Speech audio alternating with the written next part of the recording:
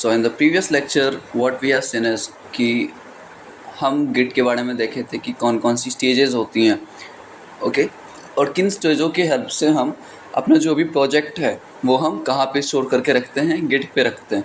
Git एक version controlling system है, ठीक है, और वो प्रोजेक्ट को मतलब एकदम क्या कर सकते हैं कि उसको ऑर्गेनाइज करके रखती है, ठीक है।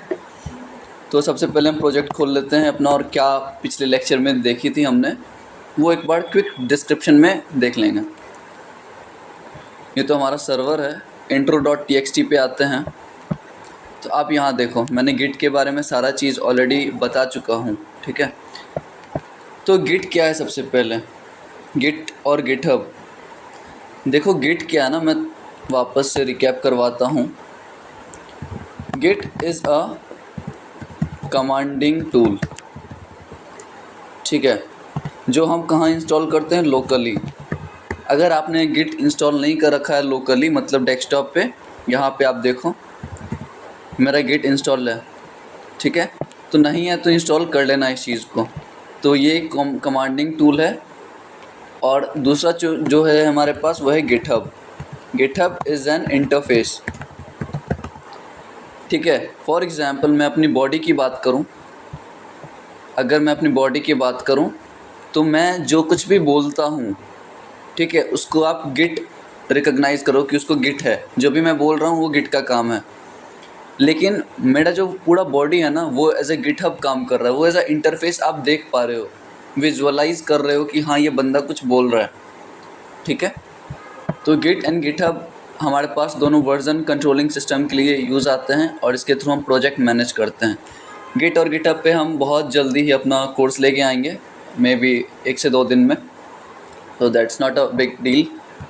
अभी मैंने ये चारों स्टेजेस देखी थी, ठीक है। क्रिएट रिपॉजिटरी करा हमने, रेपो कॉपी करा हमने, गिट इनिशियलाइजेशन, फिर इसको हम बोलते हैं गिट रिमोट ऐड ओरिजिन, ठीक है। इनिशियलाइजेशन के बाद ऐड ओरिजिन करा हमने, फिर स्टेजिंग करा ऐड डॉट से, फिर कमिटिंग करा एंड पुशिंग करा।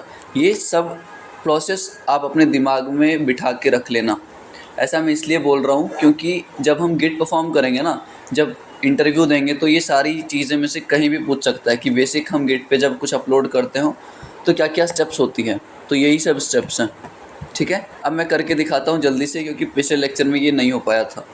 सबसे पहले मैं स्टार्ट करता हूँ गिट इनिट। गिट इनिशियलाइज कर दिया मैंने। इनिशियलाइजेशन करने के बाद यहाँ देखो, यहाँ मैं खोलूँगा अपना गिटहब।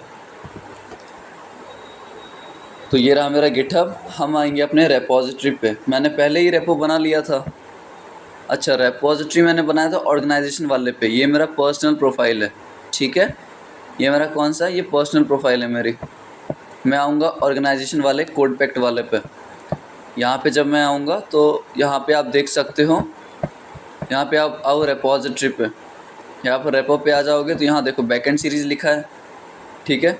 बैकएंड सीरीज़ लिखा है। अब दूसरा स्टेज क्या था यहाँ पे मेरे पास, मैंने रिपॉजिटरी बना लिया है। दूसरा कॉपी रिपॉजिटरी, ठीक है। रिपॉजिटरी हमें यहाँ से कॉपी करनी है। यहाँ पे जाएंगे ग्रीन वाले बटन पे, कॉपी कर लिया हमने। कॉपी करने के बाद यहाँ पे वापस आ जाओ अपने लोकल वीएस कोड पे। इनिशियलाइजेशन कर लिया हमने, जो थर्ड मेरा प्रोसेस था। फोर्थ प्रोसेस ऐड करना है इस लिंक को। तो मैं क्या लिखूँगा, गिट रिमोट ऐड ओरिजिन, और ये पेस्ट कर दिया मैंने। पेस्ट, देखो टर्मिनल में कभी कभी डायरेक्टली पेस्ट नहीं होता, ठीक है। तो आप उसके लिए कमांड क्या लिखोगे, control plus shift plus V. Control shift V से टर्मिनल में आप कुछ भी पेस्ट कर सकते हो। मैं एंटर दबाता हूँ। अब ये क्या बोला, रिमोट ओरिजिन ऑलरेडी एग्जिस्ट। शायद मैंने ये ऑलरेडी चला रखी थी कमांड, ठीक है। अब इसके बाद कौन सा प्रोसेस है मेरा, यहाँ देखते हैं। इसके बाद स्टेजिंग का है, ठीक है, स्टेजिंग का है। यहाँ पे क्या लिखूँगा मैं, गिट ऐड डॉट, क्योंकि स्टेजिंग का प्रोसेस है। तो देखो ना आप, यहाँ पे मुझे ये कमांड यूज़ करना है, गिट ऐड डॉट वाला। एंटर किया मैंने, ठीक है। वार्निंग दे रहा है, एरर नहीं दे रहा, ये वार्निंग दे रहा है। चलो हो गया अपना। अब कमिट करना है। कमिट करने स्टेजिंग का क्या मतलब होता है, रेडी करना। कमिटिंग का क्या मतलब होता है कि हाँ भाई इसके बाद मैं कोई कोड चेंजेस नहीं करूँगा। ठीक है, यहाँ पे लिखूँगा मैं गिट कमिट डैश एम और यहाँ मैसेज वर्किंग। मैसेज में आप कुछ भी लिख सकते हो लेकिन रिलेटेबल होनी चाहिए। अभी मैं क्या लिखूँगा, working on my backend series, working on my backend series. ठीक है, ये कमिट हो गया। कमिट करने के बाद लास्ट कौन सा है अपने पास, पुशिंग का ऑप्शन, कि पुश करना है कहाँ पे, गिटहब पे। तो गिट पुश ओरिजिन मास्टर। अब एक चीज़ डिफरेंस बताता हूँ, जब भी आप पुश करोगे ना तो ट्राई करना मेन वाले पे ना करो।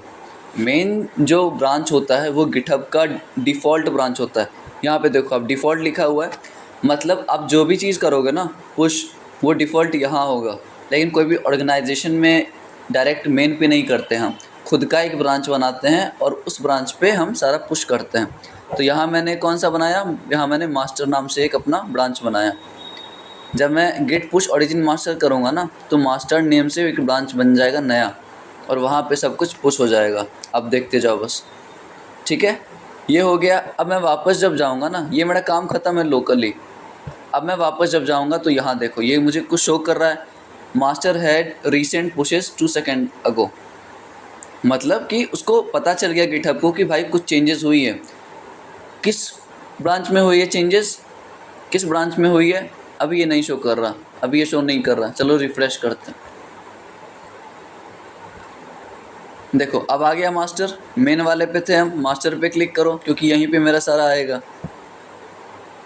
देखो आ गया सारा फाइल आ गया। अब हम यहाँ से ट्रैक कर सकते हैं सारा कुछ, अपना काम की चीज़ें। ये आ गया अपने पास। लेकिन मैं जब भी खोलूँगा ना इस चीज़ को तो ये मुझे मेन ब्रांच पे ही ले जाएगा।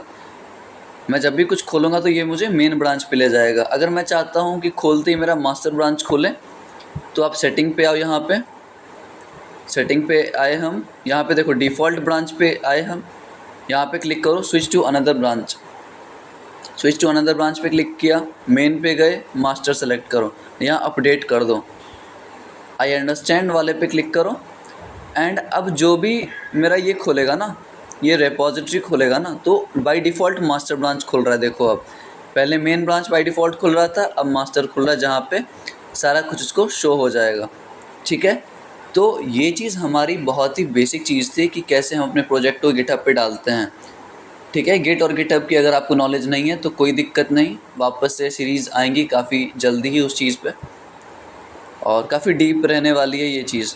तो हो सके तो आप इस चीज़ को एक बार क्लियर रट सकते हो अभी के लिए, अगर नहीं पता है तो।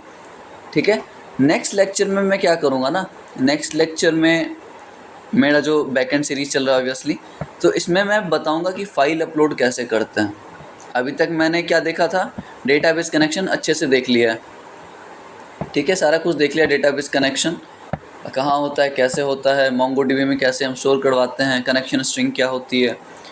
ठीक है, अब इसके बाद हम वही चीज़ देखने वाले हैं, क्या कि फ़ाइल अपलोड कैसे होती है। ठीक है, तो चलिए नेक्स्ट लेक्चर में मिलते हैं। Thank you very much for watching this entire video, hope so you all liked it already. Okay, bye bye.